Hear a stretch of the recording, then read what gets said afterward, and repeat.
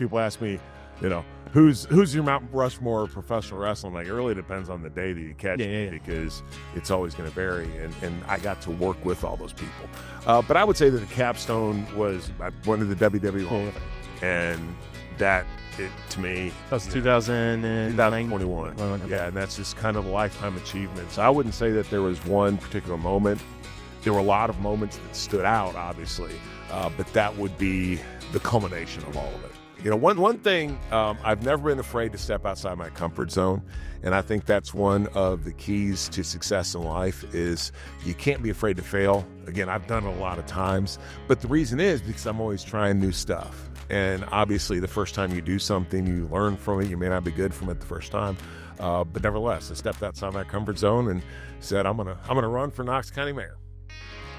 Welcome to the XPLR.NASH podcast. We're so glad that you're taking the time to join us today. Today, we're talking about East Tennessee. We're talking about the WWE. We're talking about local Tennessee politics in East Tennessee. So joining me on today's podcast is Glenn Jacobs, Mayor of Knox County and former WWE superstar. Glenn, thank you so much for driving in from Knoxville in your awesome-looking Cybertruck.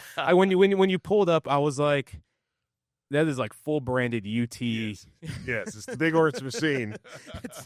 It's funny the play on terms over years because you were called the Big Red Machine as your nickname in WWE. And why the Cybertruck? It's the most awesome vehicle on the planet, actually. It was somewhat political when there were the Tesla protests going on. I was not thrilled to see all of that. I'm a big fan of Elon Musk. I think that he's a tremendous entrepreneur and innovator, and he's a protector of free speech. Yeah, exactly. Yes, yeah. And if you think about what Elon Musk has done, it's really revolutionary, and he's transforming transportation with Tesla, protected free speech with X. He has Starlink now, so he's reinventing. He's doing a boring tunnel in Nashville. We'll talk about that after the Cybertruck. The guy builds rocket ships, and he revolutionized commerce. He was one of the people in PayPal. And I also love the model. I think it was with the Cybertruck, the $100 deposit. Yeah, and then he was able to go to a bank and say, "Hey, let's actually build these things," because we had like 100 million pre-order, or like 100 something pre-orders. I don't remember, but so they have the Tesla protests in the big cities and across Tennessee, Memphis, Nashville, Chattanooga, and Knoxville. Now, these folks were not what we saw in other places. Obviously, they were much not violent or anything like that, but still, they weren't keying the cars. No, exactly. But still, I had to make my statement. And the cool thing about the Teslas is they have full self-driving mode, so the cars will drive themselves. So of course, I'm like, I'm going to go test drive a Cybertruck because I've been looking at these things. They look weird. I'm not quite sure about it, but it's cool, So anyway, so I put it on the self-driving mode. I had my buddy filming it, and I'm waving at the folks, both hands as I'm driving by. Look, Mom, no hands. And then I call my wife. I said that in a plane. I was flying a plane. You were flying a plane? Yeah, for a video. Like, here we go. And just a fascinating. Sorry to interrupt. So I was for a video. I was flying a plane, and we're flying over Nashville. Then you're actually in the plane flying it. Yeah, and I go, look, Mom, no hands. It's on video. Yeah. But it was interesting because my flight instructor didn't realize there was a Southwest plane like 400 feet, maybe 500 feet above us. And literally I hear in the broadcast, "Hey, watch out for that Southwest plane." And then she took over controls, and I'm like, oh my goodness, we almost just died.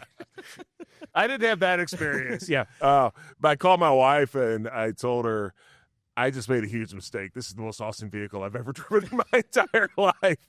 And then I had it wrapped in a UT motif, as you mentioned, playing off the Big Red Machine nickname, called the Big Orange Machine, and it is now the ultimate tailgating experience. Do you go to the UT tailgate since? Yeah. I assume people just eat it up. Oh, yeah. Do you actually use, because I've met some Cybertruck owners that don't use the truck portion of the Cybertruck. No, I do. Okay. I do. Now, what's the biggest thing you've hauled in the Cybertruck? I haven't towed anything. Okay. But as far as just using it as a pickup truck, I do that. Now, it's a very nice vehicle, so I also try to keep it clean. I was actually doing we have some property that I was doing some work on, and I've got to get it all cleaned out because it became a work truck for a couple weekends. But nevertheless, it's a fully functional vehicle. It's awesome. So you before we started the interview, you said that you've been married for 30 years. Yes. Go ahead and tell me that story. And then I also want to ask after that, How did you manage traveling with the WWE and handling your marriage? Right. So my wife, Crystal, and I were introduced by a friend of ours. At the time, she was going to East Tennessee State University. She was working for the university, doing social work, also getting her master's degree in counseling. She had 2 daughters from a previous marriage. She was not only working full-time, but she also had a part-time job that she did on weekends at her mother-in-law's restaurant, my mother-in-law's restaurant. Hardest working person. She was hustling. Yeah. Super hard worker. How long was she a single mom for then? 7 years or so Okay. in that neighborhood. Both of my daughters started working at that restaurant when they were about 10. That's great. And that instilled in them just a tremendous work ethic as well. They're both nurses now. One's a nurse practitioner. The other one has an MBA in healthcare administration. So they inherited that from their mom. And Crystal's she's a remarkable person. She's very strong and independent. And I think that's what helped us through those many years of me being on the road for 250, 300 days a year. She was kind of used to being on her own anyway.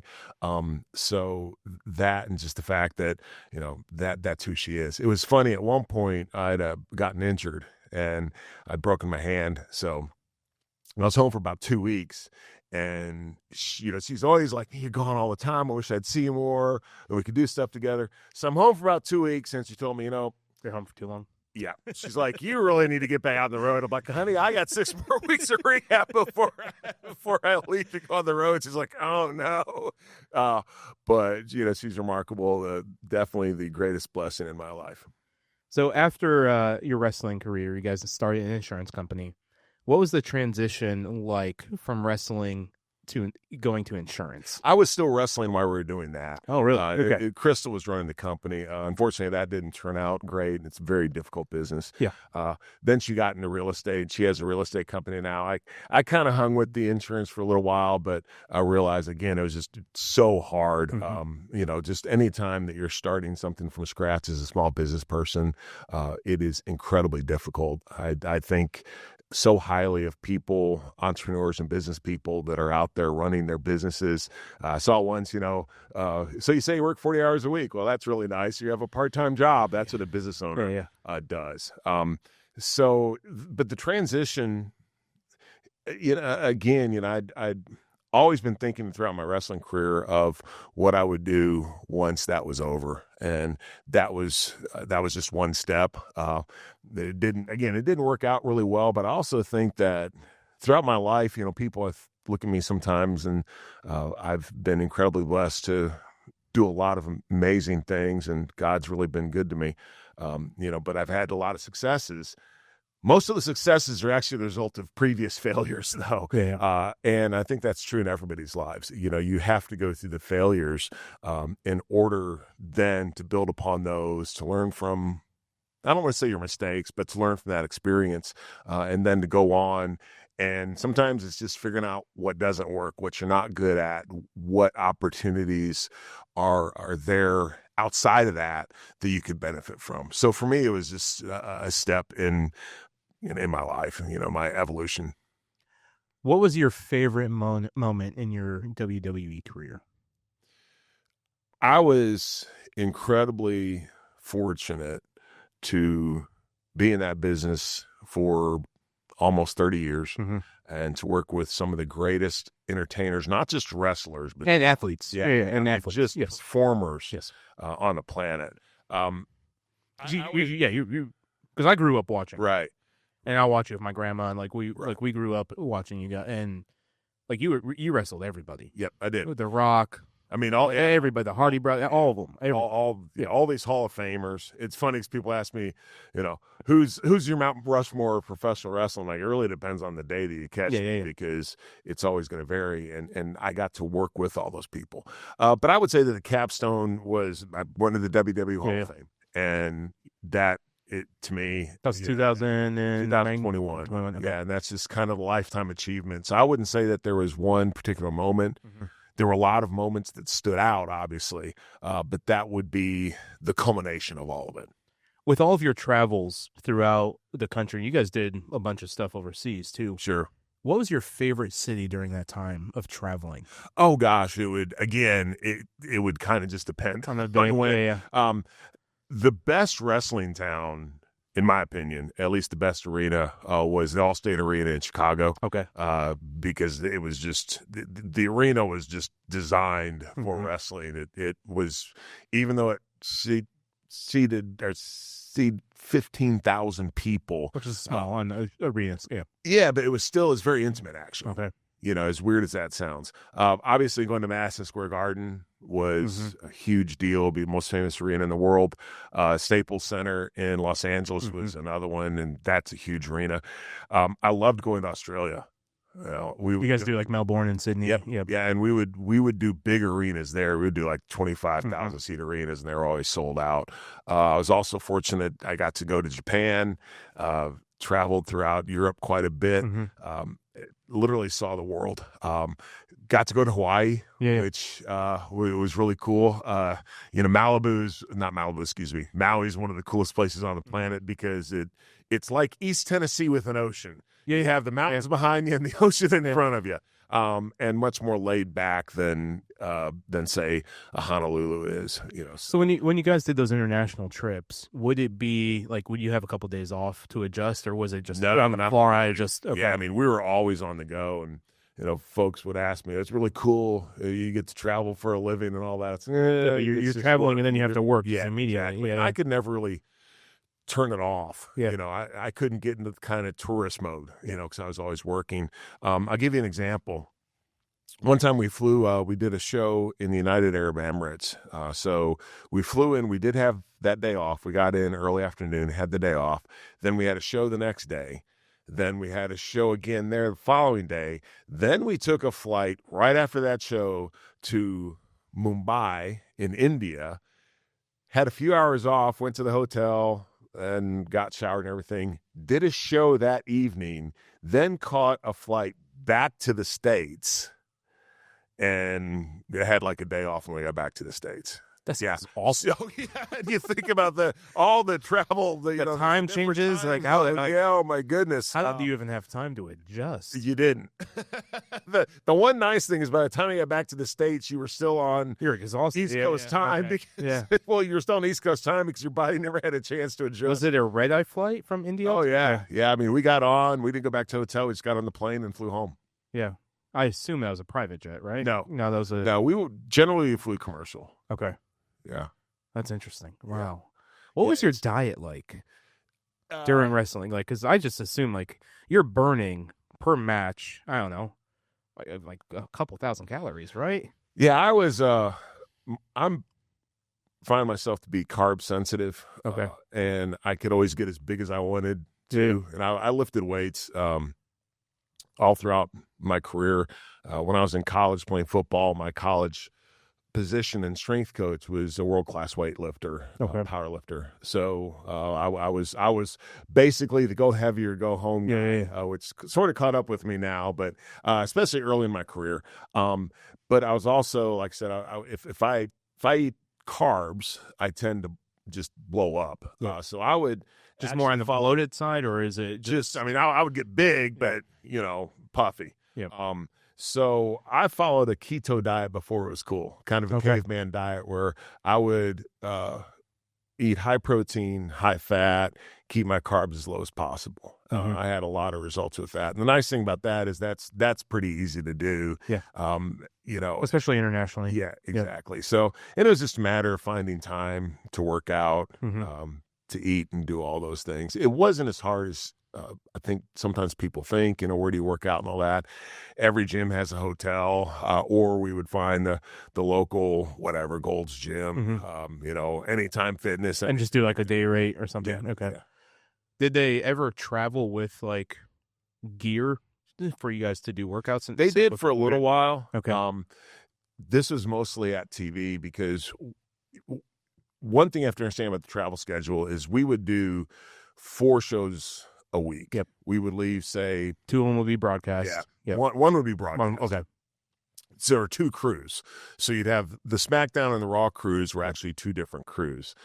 So say you'd go out on Friday night and do a show then do a non-televised show Friday, non-televised show Saturday, non-televised show Sunday, and then Monday would be Raw. televised Okay. show.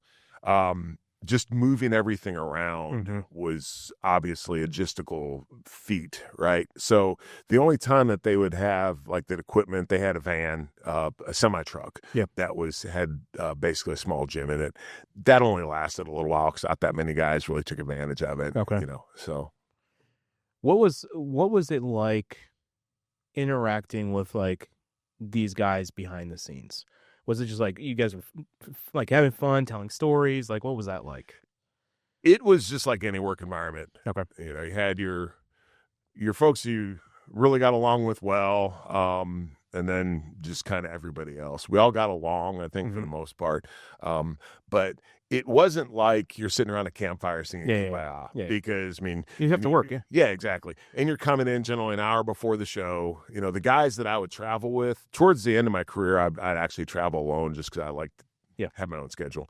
But the guys you travel with, you're hanging out with them, get in the locker room, you're kind of all hanging out together, but that's only for the hour before the show, then you're gone and everybody's going their separate ways. So it was actually pretty much just a work environment like any other work environment you might think of. So in that process, I was on a flight like a year ago, and I met an electrician who works for AEW. Right. And I was like, can you just like walk me through your schedule? And he's like, dude, I have to arrive like 2 weeks early to some of these sites to set up the electricity. And I'm like, that's fascinating. Yeah. Just on that side of things. From a logistics standpoint of what you saw of the WWE, what did you learn that you applied to your mayorship? Oh, gosh. When people, you think WWE, you think wrestling company. First of all, it's an entertainment company. Oh, it's a straight. Yeah, that's why. So it's a storytelling entertainment. There's a bit of a difference. It's also a marketing company. Yeah. It's a logistics company. It's probably one of the best logistics companies in the world. It's so many different things. The logistics. So we would do a show in Thompson Bowling Arena. Okay. And say you do Raw. Okay. You have 16 semi-trucks filled with stuff. From the rigging, the sound, the lights, the ring, all the different stuff. You have two backup power trucks, which is crazy, but each of them have a generator on it in case you have all this redundancy built in because the show had to go on. You have the TV production truck. You had a satellite truck, which the production truck, basically what happened was what you saw on camera goes to the production truck. That gets all put together very quickly, pretty much real time. Then, but when you go into bumpers or you're coming out and you're seeing all the graphics and all that stuff, that's done in the production truck. Yep. Okay. Everything goes into the satellite truck, goes up, and then it goes all around the world.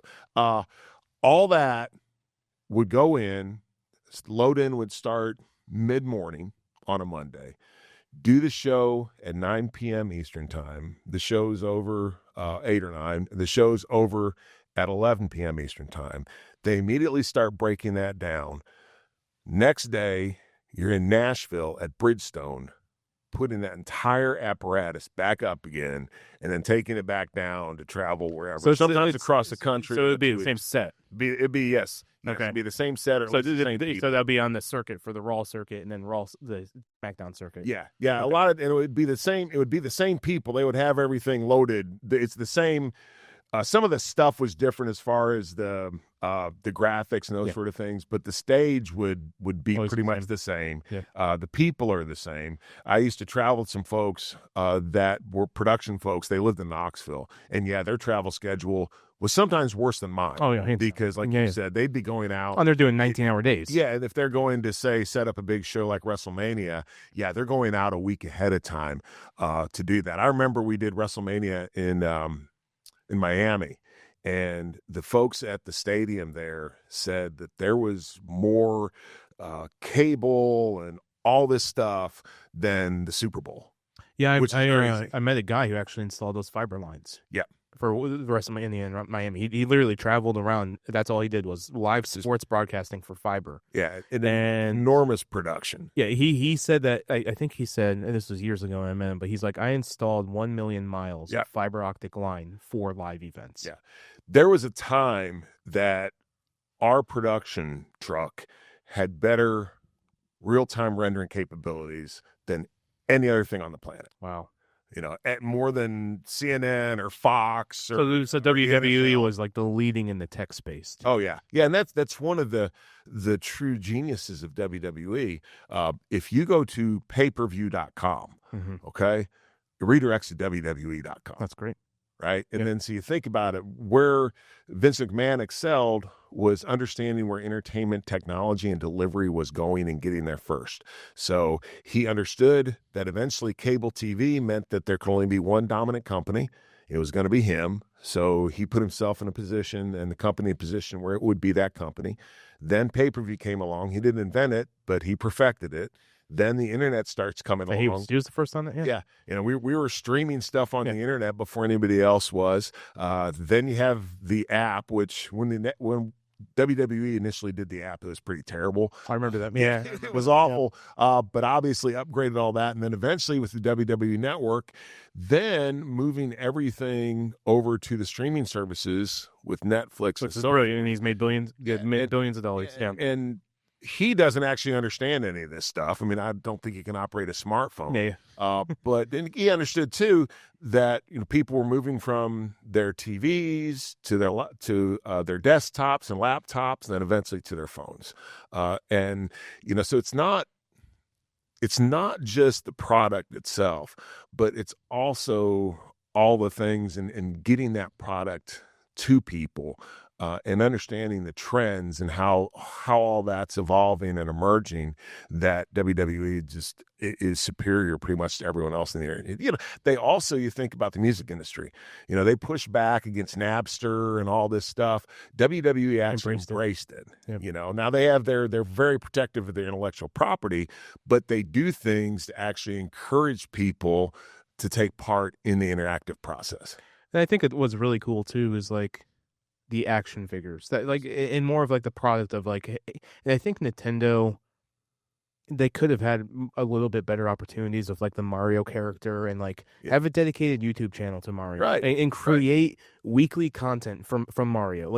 Take your characters and do this. And like Gary Vee was saying this years ago. He's like, why are baseball teams not doing this? Like characterizing their players and having these YouTube channels and having these things. And so I think WWE has done an extraordinary job of also training people that have gone through their platform to have these separate careers. The Rock, John Cena, all these guys. But now they have all these other assets because they saw the logistics of that from WWE. Yeah. I remember, when Twitter was first coming out, we're all shaking our heads. It's like, what is this tweet thing? And then, of course, now it's such a huge part of the culture, everything.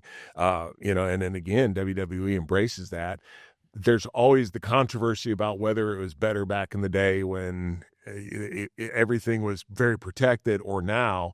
The thing is, the world changes and you just have to go with the flow. But I would argue that on a business side of things, that things are even better now than they were, back when people couldn't see behind the curtain. And as you said, what they've done now is they've been able to market both the company and the performers to a much higher level than they were able to before. Oh, hands down. So back to that question. The logistics of the WWE, what did you learn from that to apply to your mayorship? Well, it's not just the logistics, it's the whole operation. Yep. The number one thing is it takes a team to be successful. You might think, oh my gosh, Kane was this great character. Well, guess what? If I hadn't had great performers to work with, or production crew, if I didn't have the camera people who knew how to get every shot perfectly, if I didn't have the production people that knew how to package everything, if I didn't have the merchandise people that understood those things, if I didn't have the folks that arranged my travel and always got me to where I needed to go on time, I would have never had the career I had. Yeah. And all I was the face. Was that now the person that arranged the travel? Was that somebody within the WWE organization? Yeah. We had a couple basically travel agents. Okay. Internally. Yeah, but I mean it was full time. Yeah. They're doing all this. It's not only our travel, but it's also again logistics of moving the company around. But the thing was, I was the face, and I was the public facing part of the product. but a much bigger, probably more important side of the product was all the people behind me that you never knew that were there because they did such a job. It was all seamless. Yep. So how did you build your team from that? For me, it's Mayor. It's finding the best people that you can, and then equipping them with the tools they need to succeed and allowing them to do that. Leadership is not about standing behind folks, cracking a whip, and being very dictatorial. It's about being in front of folks, pulling them along with you. And I think one of the most important things is to empower people. I hire folks, I do it because they're good at their job. A lot of times I'm not good at that. Okay. That's why I have people do those things. And I also can't do it. Too often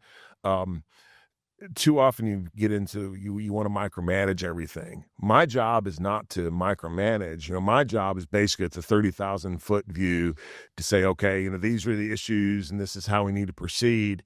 But if I were to spend all my time trying to micromanage my people, I would never be able to get my job done. And I wouldn't be as good at their job as they are.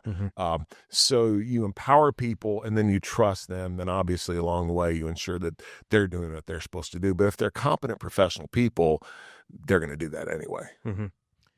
So the transition from WWE, trying to start an insurance company, where was the thought like, I should try running for local politics? It was really something out of nowhere. I've always been interested in government and politics.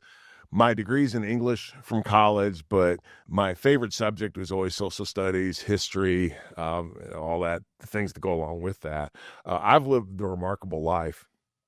I grew up on a farm in Missouri. My family didn't have. Was it a dairy farm or a crop farm? No, it was based, when I say it's a farm, we just ran some cattle for us. My dad worked in factories, and later he got a job at the post office. Early years, my dad's 21-year military veteran. And when he retired, he retired in 1971. The country is just in, the economy was terrible. We lived in a depressed area as well. So there just we just didn't have a whole lot. My mom and dad worked really hard. We always survived because my dad had his military retirement and they did work really hard. But nevertheless, if the car broke down, things get real tight. And from there, man, I found something that I was good at after many failures. I always wanted to be a professional athlete, but I got hurt playing basketball, so I didn't go to Division I school. I went to a D2 school. Looked like I was going to play in the NFL. When I was in college, I'd put on a lot of weight, but it's still a really good athlete from playing basketball. Looked like I was going to play in the NFL, blew my knee out, ended my football career, and I just kind of fell into something that I was good at, and I rode that for as long as I could. And to me, that's the American dream. Yes. You have the freedom to utilize your God-given skills and gifts and abilities to better yourself, and you better other people in the process. So that freedom it's vitally important to me, and then you see it's just always under attack. And a lot of times it's not the people want to tear it down. They just don't understand how it works and how precious this is. And a lot of them aren't builders. Yeah, they're not. I mean, they're just people they look at things as they are and think, okay, if we just do this is going to happen. Well, you don't understand why we are where we are. And the reason why we are where we are is because we've messed up all this other stuff, right? And I just wanted to make sure that would go on for my kids and my grandkids. So that's why I'd always paid attention. I was always involved to some extent. And then literally one day, and I'd kind of played with the idea before, but literally one day I woke up, our mayor, who is now our congressman, Tim Burchett, is a good friend of mine, a great guy, does a great job in Congress, did a great job as mayor. We're term limited in Knox County. Oh, are you? Okay. Yep. So he was going to be out of office, which... So you're going to get 2 terms in Knox County? Yep. Okay. Yep. And which meant there was an open seat, and that's kind of gold in politics. They don't come along that often. It's very hard to defeat an incumbent because of all the advantages that they have. So, again, my wrestling career was either coming to an end or was going to change. My in-ring career, I knew, was coming to an end. So I figured, this is something that I want to do. It don't want to say it could be fun because it is a challenge. Yeah. But also as mayor, man, you have so much influence and impact over where your community goes and the direction that it takes. So I was like, man, I'm going to try this. One thing, I've never been afraid to step outside my comfort zone. And I think that's one of the keys to success in life is you can't be afraid to fail. Again, I've done it a lot of times, but the reason is because I'm always trying new stuff. And obviously the first time you do something, you learn from it. You may not be good from it the first time. But nevertheless, I stepped outside my comfort zone and said, I'm gonna run for Knox County mayor. And here's the kicker though. So in Knox County, we're a very Republican county. Yeah. Knoxville. Yeah. Well, not Knoxville's actually a small part of the county itself. Yeah. Okay. Knoxville's about 180,000 people. The county all told is 500,000. I didn't know that. Yeah, the I didn't know that. majority of people actually live in the county, and we're very red. So the winner of the Republican primary most likely is going to become the mayor, right? That night, 558 people voted. I won by 23 votes. Wow. Yeah. So when people say that my vote doesn't count, man, it sure counts. 23 votes. Yes. Well, I don't even know what that breaks down to, but it's percentages of a percentage point. What was the thought when you heard 23 votes? Were you like, that's like jaw biting, or like what were you processing? Well, when their turns started coming in, I was behind 500 votes during early voting. And the funny thing was, I always thought because of my advantages and, my notoriety from wrestling and all that, man, I'm going to win. I was shoo-in for this. I found out afterwards I was the only person that thought that. Okay. None of the political people actually thought I had a chance. But so obviously I was a little stunned when the early voting came back, and I was like, oh man, I'm down by 500 votes, and we're getting the reports from all the precincts as they're coming in, and I'm slowly making it up. Then I finally have the lead, but my opponent who was closest to me, we become good friends, he's a really good guy. The final precincts were actually where he lived. And I'm like, oh no, do I have enough of a lead here that he should be strong in these precincts? And I had like 150 vote lead. These are the things you're thinking about. That. I mean, it's dozens of votes in a local race. So I have like 150, 200 vote lead. Is that going to be enough to get over the hump here? And it was, but yeah, the entire night was a nail biter. We were at a hotel, kind of had a watch party. Everybody else was watching. I was pacing around the hotel doing laps, on my phone going, oh man, this isn't quite what I thought it was going to be. I thought it was going to be an easy, fun night, and it was anything but. Huh. What is your favorite thing to do in Knox County? Oh man, that's not a fair question because there's so much stuff. There's a lot to do. If you give me a perfect itinerary for Knox. Oh man, well the first thing is you get up and you have breakfast either at Waffle House or you go to Pete's downtown. For me, I go work out at the gym or whatever, but then, there's just all sorts of stuff to do, whether you want to stay in Knox County itself, you go to the Smokies, which is only 45 minutes away, go out on one of the lakes on a boat, go on Saturdays in October, you go to a UT game, later in the year, you have a nightcap of going to a UT basketball game.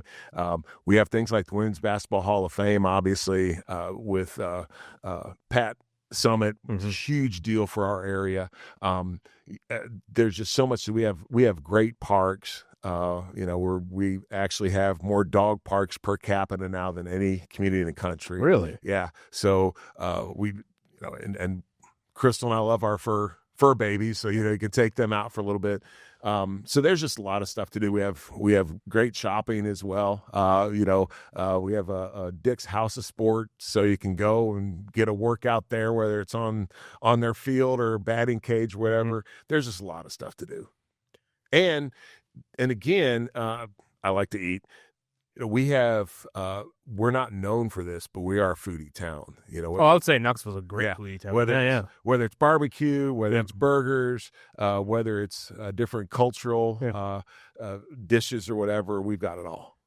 My favorite thing I've ever had in Knoxville, it's in the old city. Yep. And I can't remember the name of the restaurant, but this was like 7 years ago, and I remember this. I was about to go hike Clingman's Dome. Mm-hmm. And after the hike, we ate at this restaurant, and I had a squash with pumpkin seeds and brisket, and it was incredible. And I still think about it 7 or 8 years after that experience. We also have a new downtown stadium. It's a multi-use stadium, so it is the home of the Knoxville Smokies. They're a AA team. They're the Cubs affiliate. Also, our soccer team plays there. That was just named the best stadium in the country. It beat out a AAA stadium in Salt Lake City. That's great. So it's beautiful. It's really cool this winter. They're going to have like a winter fest there, which is going to be cool. I think they're going to build like a mini ski slope with all this cool stuff. Bassmasters is coming which is huge next year. Yeah, it's a Super Bowl of fishing. Last time they were in town, they had almost 160,000 people. Wow. Over the 3 days. Probably do more than that this year. At Neyland, a couple of years ago, Morgan Wallen was there he was there for 2 days. This year another big act is coming. So there's just a lot of different things that happen. In your time as mayor, what have you learned about yourself? What have I learned about myself? Oh gosh, that's a great question, actually. I think I've matured a lot as a person and hopefully as a leader as well. And one thing now that I'll find is I've become a lot more decisive. Okay, I still talk to my team about stuff, but it used to be when I first came into office, we'd talk and I'd have to think about it and, all this stuff. Now it's literally like, and this is just having the experience, but now it's literally like, I talk, I'm like, okay, this is what we need to do. You guys get it done. We're good. And that's probably the biggest thing. And again, I think that's just maturing into the job. And realizing that when I have enough experience under my belt now that I kind of know what to do. Again, I rely on my team, obviously a huge part of it, but at the same time, it's like we've just been here before, so this is just what we need to do. What's a moment that you're most proud of as being as mayor? We're doing something right now. It's called Operation Heroes Hill. We're building tiny homes for veterans. We're going to have a village of 20 tiny homes. Well, Nashville, I don't know if you know this, Nashville bought a bunch of tiny homes for COVID, and now they're just sitting empty. Nothing's going on with them. So you could probably get those tiny homes from Nashville over to Knoxville. Here's the cool thing, though, is high school students are actually building the home. That's fantastic. So we're combining the construction trades with also helping our veterans who are having a tough time finding housing. The feedback from the community as well as the involvement from the community has just been amazing.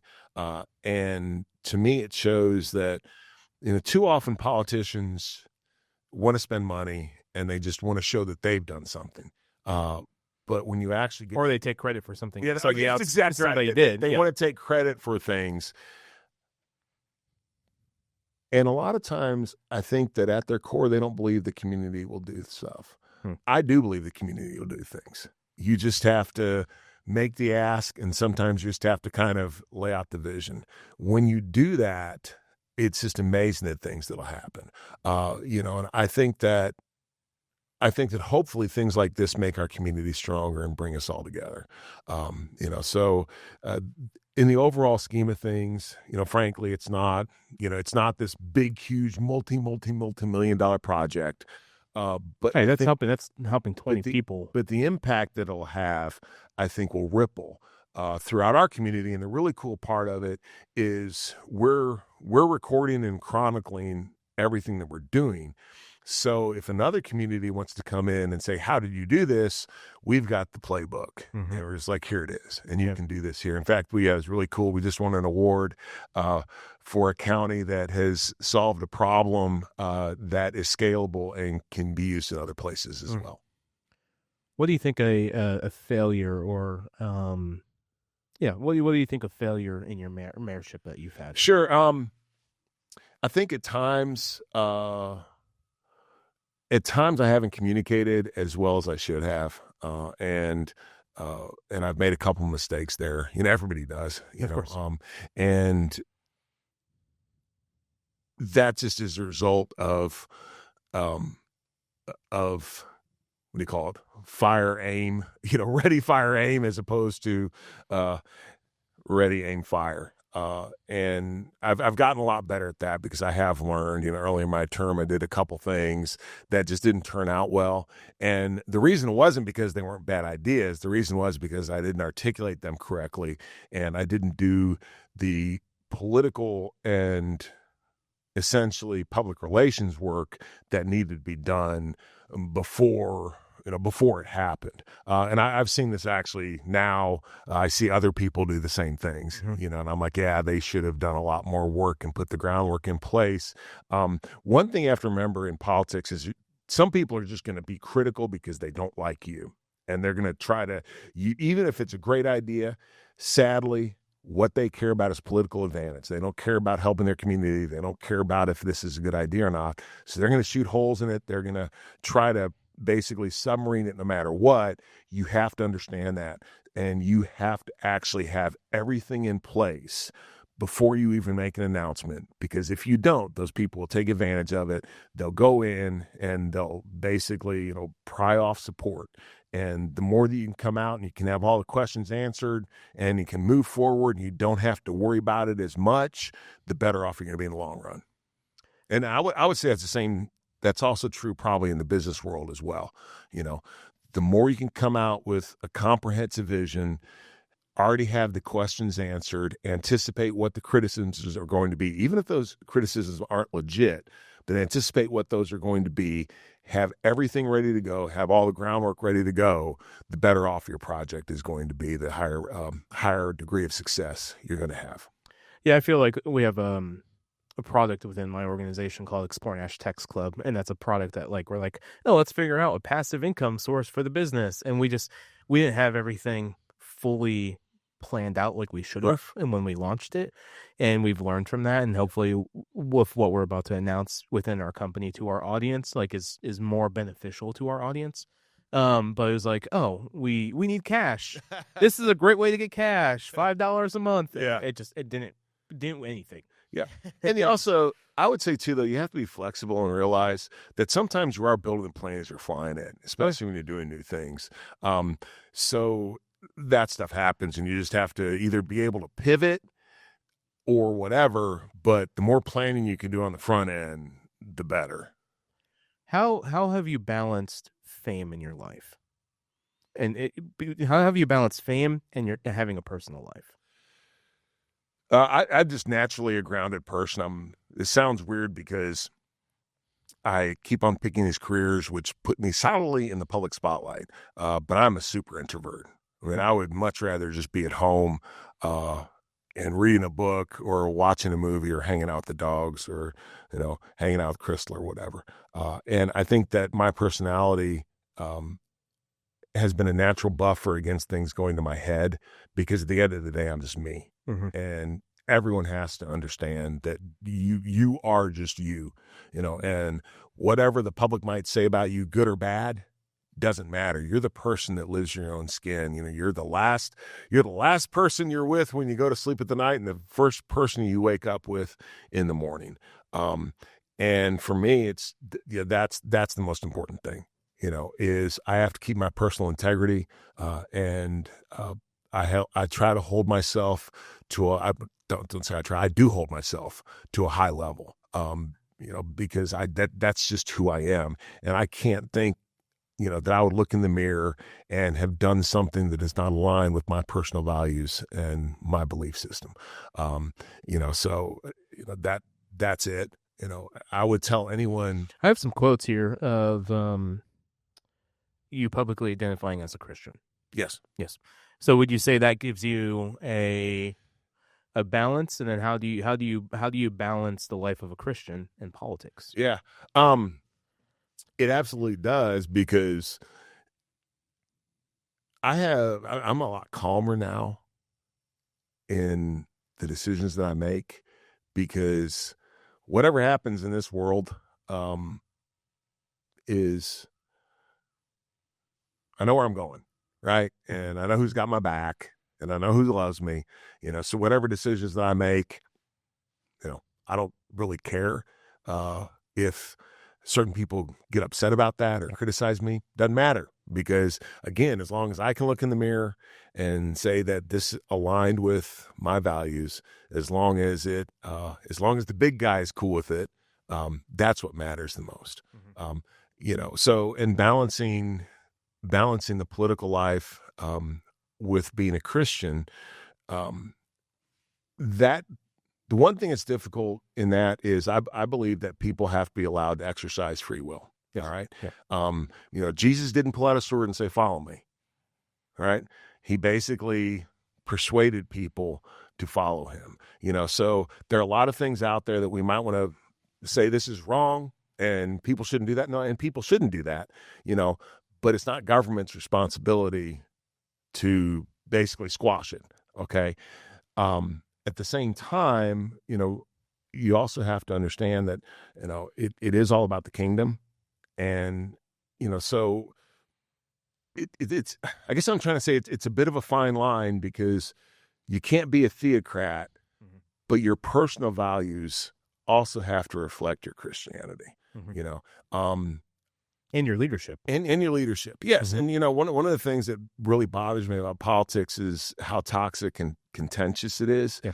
There's not a whole lot of compassion. I do what I do to help people. Sometimes folks, they might criticize me and say, well, you're not giving people money. No, we're trying to create an environment where people can help themselves. Yeah. Okay. Those sort of things.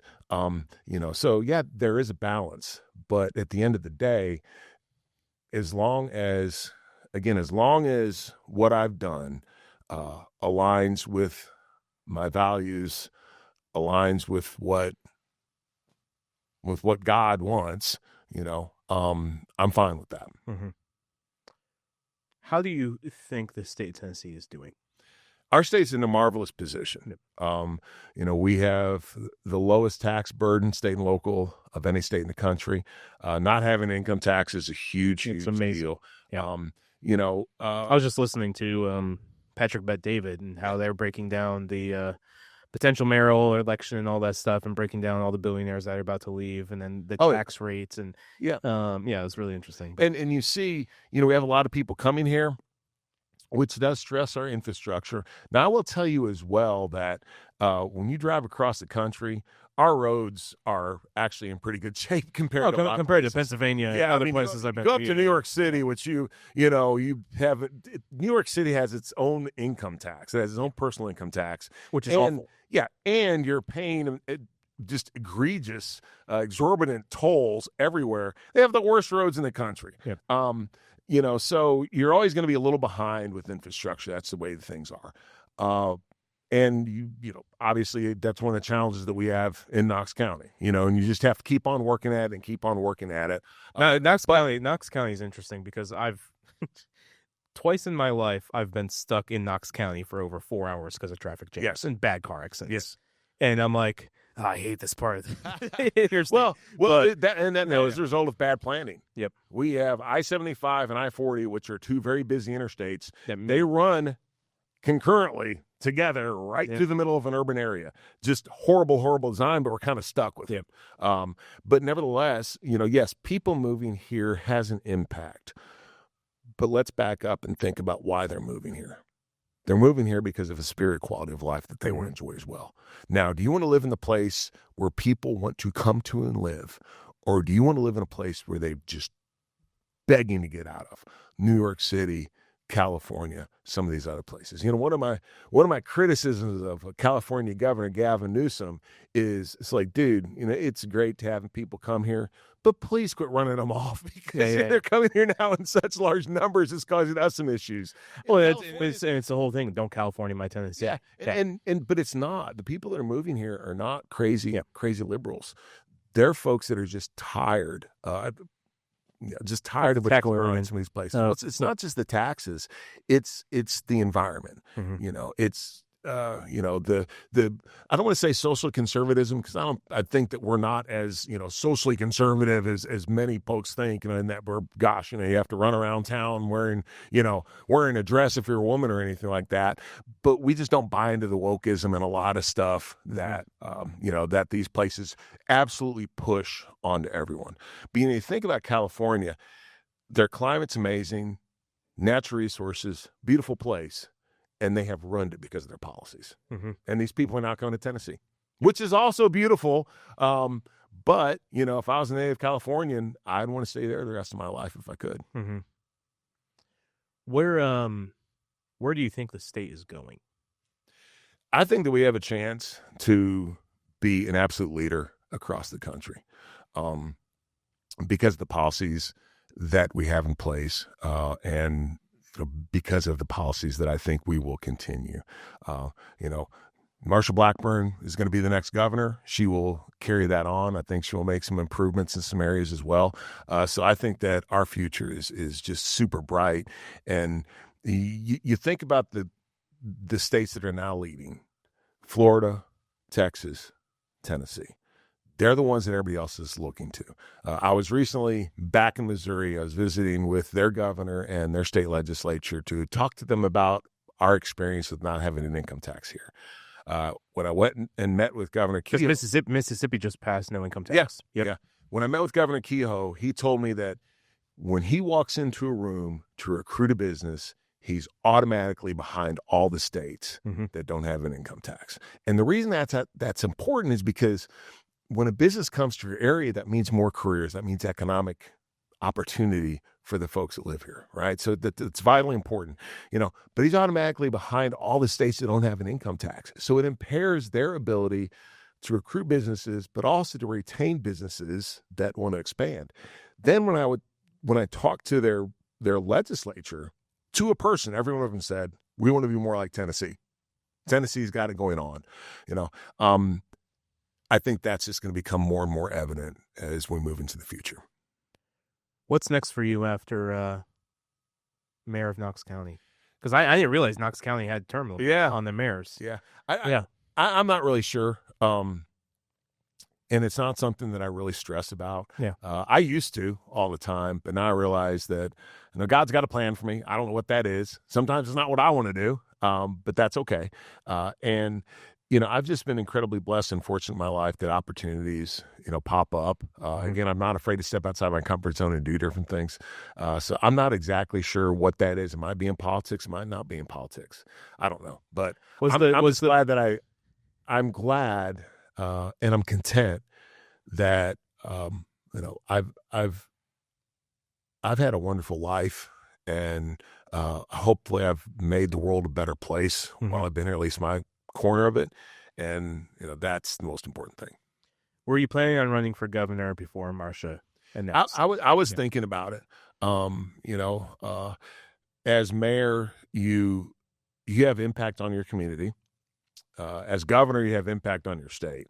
I would argue that the governor does not have as intense an impact on the state as a mayor might have on his community, just because it's so much bigger. But nevertheless, you think about some of the things that have happened over the past several years here in Tennessee, even going back to the early 2000s with the income tax fight, then codifying it in the Constitution so we can never have an income tax. The fiscal sanity that we have, a lot of places don't. Passing school choice last year was a big, huge deal. Getting the universal school choice, the Education Freedom Act was a huge deal. Everything is going in the right direction. So for me, I was thinking, man, it'd be cool to be part of that, At the same time, I think that, again, I think the Marshal will do a very fine job. She's very competent. She'll bring in a good team, and Tennessee will be in a good place. In a way, I'm actually kind of relieved because it would have been a lot of work to travel around the state, to do all the things you have to do. So I'm like, man, I'm glad I didn't have to do that. And frankly, if it had been someone that I wouldn't believe in, I would have run. But when Marcia decided that she was going to run, I'm like, okay, I'm cool with that, and I'll figure out what's next for me. But I'll support her, and, not only through the campaign, but also when she's governor as well. So the rumor mill has it that you may be the next senator of Tennessee. Is that true? 6, 7. Glenn, it's been a pleasure having you on the show, hearing your story, hearing about your life and in your journey in politics. Shout out 2 of your favorite restaurants in Knox County or anywhere in Tennessee. 2 of my favorite restaurants. One in Knoxville is Dead End Barbecue. And I've seen the video. I've watched it a couple times. I think you featured that place on your Instagram account a couple times. Yeah. Actually, I would give you 3. Is it more of a Memphis style, or is it like, what type of barbecue is it? It's Knoxville style, man. I don't. What's Knoxville style barbecue? I don't know. Okay. It's just really good. Okay. Yeah. Actually, and another great place in Knoxville is Vol Market. Okay. Which is this little bitty place, but it's got the best burgers in town. Honorable mention: Arnold's in Nashville. Arnold's is amazing. Was it 3? What's it called? A meat and 3. Yeah, I'm sorry. A meat and 3. Meat and 3. That's right. Just an awesome. I actually got to make their strawberry pie one day. Oh, that's amazing. With the it has like 7-Up in it, right, or something. I don't know, because all I got to do is scoop the filling into the crust. But I still took credit for making it. Yeah. So thank you so much for coming in from Knoxville. We're heading to Meatville, and if you have never been to Meatville is one of my favorite restaurants in Nashville. It is an Egyptian Kurdish meat house. We're about to experience some dino ribs, maybe some lamb shank. It is one of my favorite truly restaurants in Nashville, and we featured hundreds of restaurants in this area. So thank you for watching the Explore Nash podcast. We'll see you on the next one.